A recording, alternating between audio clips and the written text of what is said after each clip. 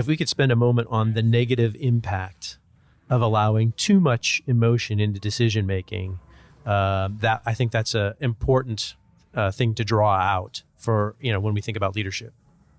Well, you obviously want leaders that have emotion, because emotion is the fuel that they need to power them, and through all the long hours and the extra work and all of that. But emotion can also cloud analysis, and it can give you preconceived prejudices and preconceived outcomes, and they're deadly, because what you're trying to do in any leadership role is scan the horizon and try to understand the facts and try to predict the future, frankly.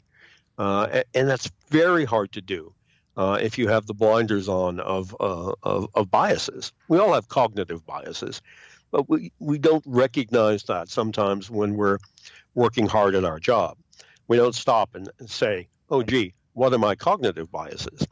But we really need to. Yeah. Because otherwise we miss the key facts when things change.